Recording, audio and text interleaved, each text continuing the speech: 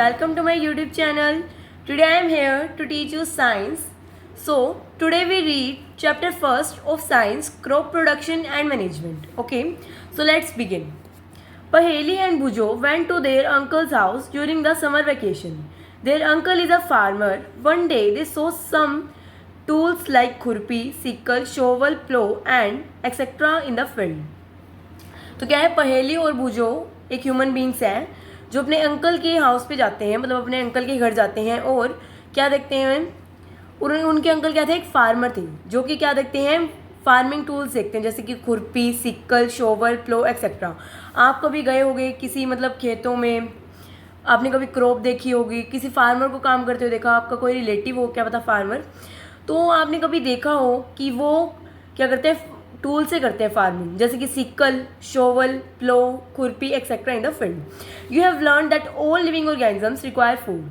आपने पढ़ा है कि सारे लिविंग बींग्स को, मतलब कि सारे लिविंग ऑर्गेनिजम्स को क्या है, फूड की रिक्वायरमेंट होती है. Plants can make their own food. Plants क्या है, अपना फूड खुद बनाते हैं, जैसे कि आपने क्लास 6 में पढ़ा है. Can you recall how green plants synthesise their food. क्या आपको याद है कि ग्रीन प्लांट्स कैसे अपना फूड बनाते हैं? यस, हमें याद है. क्या है, photosynthesis, by the process of photosynthesis. Animals including humans can not make their food own. मतलब क्या है, वो अपना फूड खुद नहीं बना सकते. कौन नहीं बना सकते? Animals and humans. जैसे कि आपको पता होगा, एनिमल्स ने अपने कभी फूड बनाया है? नहीं बनाया. ह्यूमंस ने कभी बनाया? नहीं बनाया. क्योंकि वो क्या करते हैं, एनिमल्स और प्लांट्स से अपना फूड कंज्यूम करते हैं. So where do animals get from their food. वो कहाँ से फूड लेते हैं? But first of all, why do we have to eat food. मतलब पहले क्या है, पहले तो हमें फूड क्यों लेना पड़ता है, पहले ये बताना पड़ेगा. You already know that energy from the food utilised by organisms for carrying out their various body functions. अब हमें क्या पता है कि हमारे बहुत सारे जो बॉडी पार्ट्स हैं उन्हें एनर्जी की नीड है वर्क करने के लिए. अब हम चलते हैं, खाते हैं, सोते हैं. अब इन सब एक्टिविटीज़ के लिए, सब एक्शंस के लिए हमें क्या चाहिए, एनर्जी चाहिए. क्या चाहिए हमें? एनर्जी. वो किससे मिलती है? फूड से. पहले हम फूड कंज्यूम करते हैं, प्रोसेस के द्वारा वो डाइजेस्ट होता है, तो उसे हम क्या कहते हैं, फूड. इसलिए हम कंज्यूम करते हैं. ठीक है. Such as digestion, respiration and excretion we get our food from plants और एनिमल्स और बोथ. अब क्या है, ये हमारे प्रोसेसेस बताए हैं कुछ. पहले डाइजेस्ट होता है, रेस्पिरेशन और excretion. We get our food from plants, animals और बोथ. जैसे कि मैंने आपको बताया था कि हम प्लांट से लेते हैं, एनिमल से लेते हैं और बोथ से भी लेते हैं, मतलब दोनों से भी लेते हैं फूड कई बार. In order to provide food for a large population, regular production, proper management and distribution is necessary. अब हमें क्या है, फूड प्रोवाइड कौन करता है? Large quantity. पहले तो क्या करते हैं, फार्मर प्रोवाइड करते हैं. ठीक है. तो उसके लिए हमें क्या चाहिए, रेगुलर प्रोडक्शन, मतलब खेती क्या होनी चाहिए, रेगुलर होनी चाहिए. प्रॉपर मैनेजमेंट, उसके लिए प्रॉपर मैनेजमेंट होते हैं, स्टेप्स होते हैं, स्टेप्स वाइज सारे काम होते हैं. And distribution is necessary. Distribution तो क्या है, नेसेसरी है, मस्ट है. ठीक है. सो हम पहले क्या करते हैं, पहले हम करते हैं 1.1 agricultural practices. When plants of the same kind are cultivated on one place on a large scale, it is called crop. क्या है, जो प्लांट्स होते हैं, कभी आपने देखा हो, जो प्लांट्स होते हैं वो एक तरह के जो प्लांट्स होते हैं, मान लो वीट है, राइस है, तो इस तरह के जो प्लांट्स होते हैं, मान लो वो बहुत सारी क्वांटिटी में एक साथ लगाए जाते हैं, कल्टीवेट किए जाते हैं एक प्लेस पर लार्ज क्वांटिटी में, तो उसे हम क्या कहेंगे, क्रॉप. क्या कहेंगे, क्रॉप. उसे ही हम क्रॉप कहते हैं, जो लार्ज क्वांटिटी में सेम काइंड के प्लांट फार्मिंग की जाती है. Okay. For example, crop of wheat means that all the plants grown in a field are that of wheat. Okay. इसके एग्जाम्पल क्या है, वीट के. और ये क्या है, प्लांट्स क्या कहते हैं, ग्रोन एक साथ किए जाते हैं. क्या है, एक साथ ग्रो किए जाते हैं. You already know that crops are of different types like cereals, vegetables and fruits. आपको पता है कि क्रॉप्स डिफरेंट टाइप्स की होती हैं और इंडिया में तो बहुत टाइप की फार्मिंग होती है, जैसे कि आपने पढ़ा होगा. वो क्या होते हैं, cereals, vegetables and fruits. Cereals भी हम करते हैं, जैसे कि मतलब बहुत सारे सीरियल्स होते हैं, और वेजिटेबल्स भी, फ्रूट्स भी हम ग्रो करते हैं. These can be classified on the basis off season in which they grow. अभी क्या है, ये किस चीज़ पर क्लासीफाई किए गए हैं, सीजन्स के बेसिस पर, मतलब कौन से सीजन में कौन सी क्रॉप ग्रो करती है, इस सीजन पर ये क्या करें, क्लासीफाई किए गए हैं, इनका डिफरेंस किया गया है. ठीक है. इन्हें बांटा गया है किस आधार पर. ठीक है. The climatic conditions like temperature, humidity and rainfall vary from one region to another. Accordingly, there is a rich variety of crops grown in different parts of the country. Despite this diversity, two broad cropping patterns can be identified. These are okay.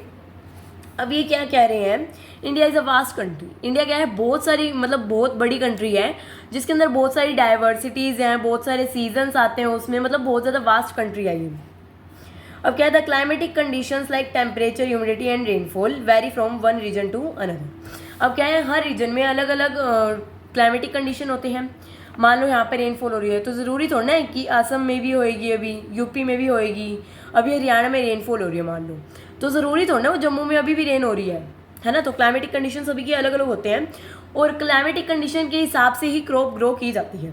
अब climatic condition जैसे temperature high हो जाता है, कई बार temperature low हो जाता है, आपने पढ़ा होगा.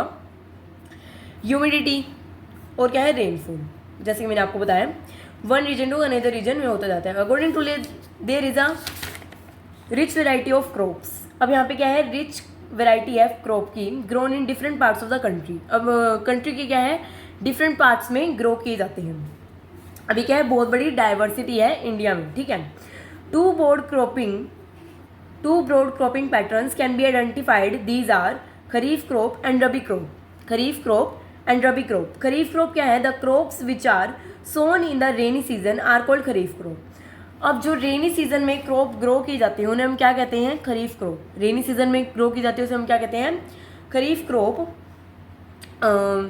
तो खरीफ क्रॉप और रबी क्रॉप किसे कहते हैं, the crops grown in the winter season, ठीक है. अब देखो, जो रेनी सीजन में की जाती है उसे तो हम क्या कहते हैं, खरीफ क्रॉप, और जो विंटर सीजन में की जाती है उसे हम कहते हैं रबी क्रॉप्स. अब देखिए, खरीफ क्रॉप क्या है, the kharif crop which are sown in the rainy season are called kharif crop. The rainy season in India is generally from June to September. अब जो क्या है, इंडिया में क्या है, रेनी सीजन ज़्यादातर कब होता है, जून से लेकर सितंबर तक. जून में आपने देखा होगा, मतलब मच्छरों वाली गर्मी होती है, चिपचिपी गर्मी. वो किस लिए होती है, क्योंकि उसमें पहले मतलब इंडिया में क्या होती है, बारिश होती है जून के टाइम पे बहुत ज़्यादा. जून से सितंबर की जब बारिश होती रहती है तो क्या है, चिपचिपा मौसम रहता है थोड़ा, इसी वजह से रहता है. अब क्या है, paddy, maize, soybean, groundnut and cotton are kharif crops. मतलब ये क्या है, खरीफ क्रॉप है जो कि किस में की जाती है, रेनी सीजन में.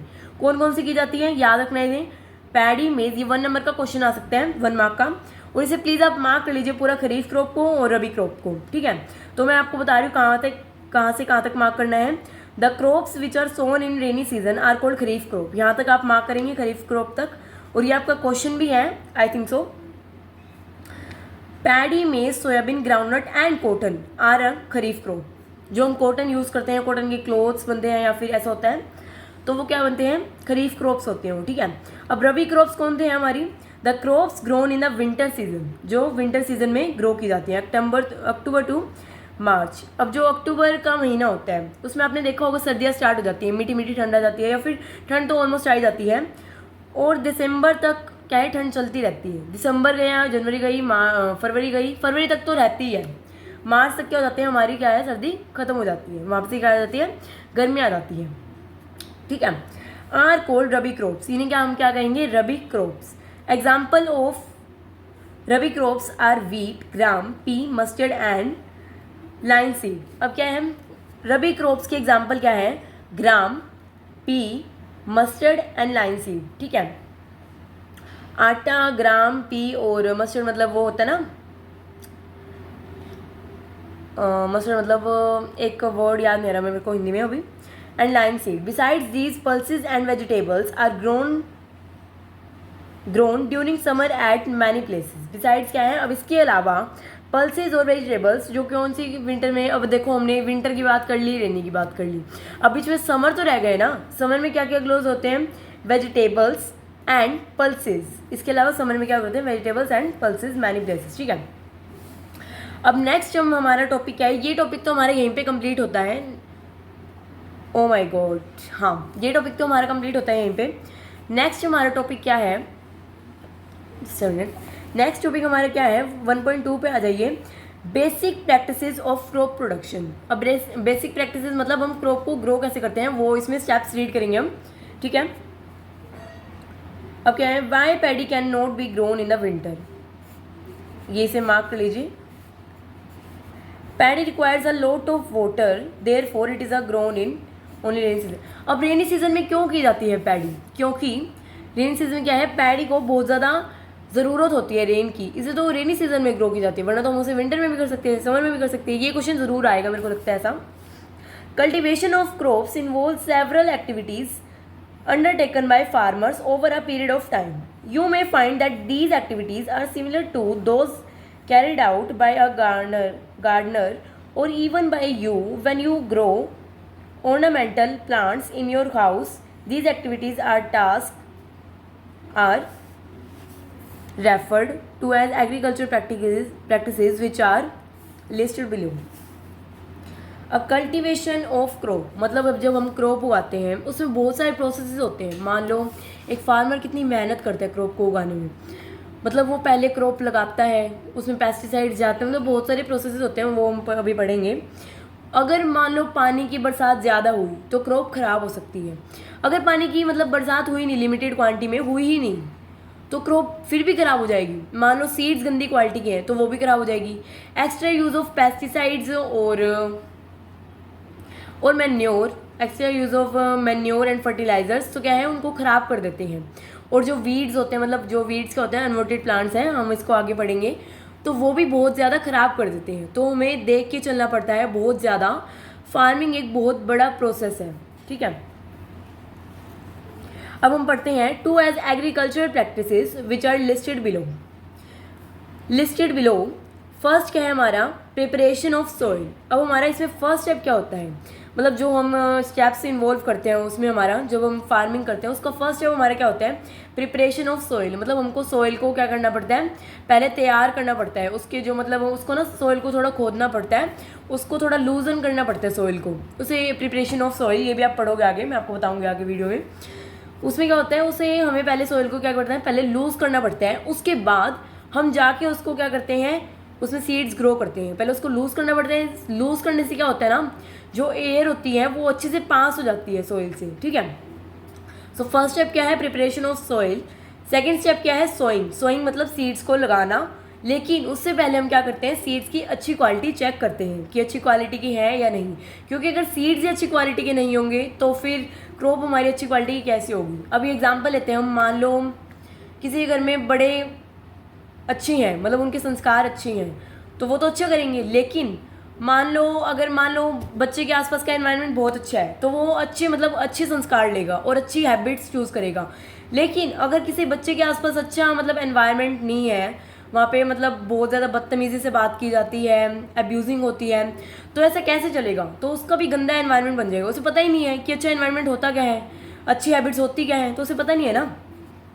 नेक्स्ट हम क्या चलेंगे, एडिंग मैन्योर एंड फर्टिलाइजर्स। पहले तो हम क्या करें, सोइंग कर दी हमने, उसको सीड्स अच्छी क्वालिटी के हमने लगा दिए। उसके बाद क्या करेंगे, एडिंग मैन्योर एंड फर्टिलाइजर्स। उसमें हम क्या देंगे, मैन्योर एक खाद होती है जो हम घर पे प्रिपेयर कर सकते हैं मैन्योर में।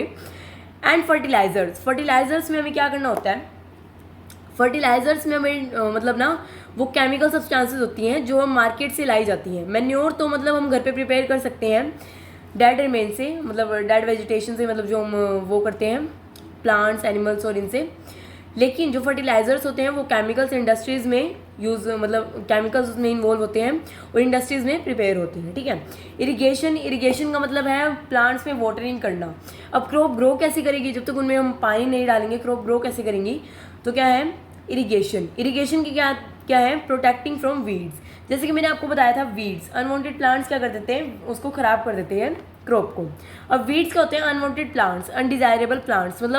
मान लो हमारी क्रॉप ग्रो कर रही है, आपने देखा होगा कि मान लो आप पार्क में भी जाते हो अपने सेक्टर के या फिर किसी एरिया में पार्क होगा आपके, एसआर में बहुत सारे पार्क हैं, तो आप किसी पार्क में जाते हो, उसमें आपने देखा होगा कि पार्क में जो हमने जो हमने फ्लावर्स ग्रो करे हैं उसके साथ में छोटी छोटी लीव्स या फिर छोटे छोटे अनवांटेड प्लांट्स वो ख़राब होते हैं बहुत ज़्यादा। तो वो क्या करते हैं, हमारी क्रॉप को ख़राब कर देते हैं। बताओ कैसे ख़राब करते हैं, वो कैसे ख़राब करते हैं, जो हम वीड्स होते हैं ना, वो जो क्या करते हैं, प्लांट्स के सारे न्यूट्रिएंट्स ले लेते हैं, तो उसे क्या कहते हैं वीड्स, ठीक है। तो उससे हमारी क्रॉप ग्रो नहीं करती अच्छे से। हार्वेस्टिंग क्या होते हैं, क्रॉप मान लो हमारी पूरी ग्रो हो गई तो कटिंग जो होती है क्रॉप की, जो हम कटिंग करते हैं उसे क्या कहते हैं, हार्वेस्टिंग। उसे क्या कहते हैं, हार्वेस्टिंग। अब हार्वेस्टिंग के बाद हमें क्या चाहिए, एक प्रॉपर स्टोरेज चाहिए। मान लो हमने अपनी बुक्स को अच्छे से पढ़ लिया, पढ़ने के बाद हमने रख दिया, लेकिन उनको अच्छे से स्टोर नहीं किया और हमें उनको आगे जाके फिर से पढ़ना था, लेकिन हमने उन्हें अच्छे से स्टोर नहीं किया, तो क्या वो ठीक रह पाएंगी? उनके अंदर मतलब कीड़े, मतलब बहुत सारे गंद हो जाते हैं, उससे बुक्स खराब हो जाएंगी, है ना। इसलिए क्या कहते हैं, प्रॉपर स्टोरेज भी होना चाहिए, वो क्रॉप्स के हिसाब से होता है, ठीक है। Okay, so guys, today's reading is complete. मैं हर टॉपिक की अलग अलग वीडियो बनाऊंगी जिसकी आपको नोटिफिकेशन मिलती रहेगी। सो do like, share, comment and subscribe. But मैं आपको इसके साथ एक और बात बताना चाहती हूँ कि आपको जो भी समझ में नहीं आया प्लीज़ कमेंट करें, मैं उसका हर एक कमेंट का रिप्लाई करूँगी और आपको नेक्स्ट वीडियो में समझाऊँगी। So do like, share, comment and subscribe. Thanks for watching. Bye guys.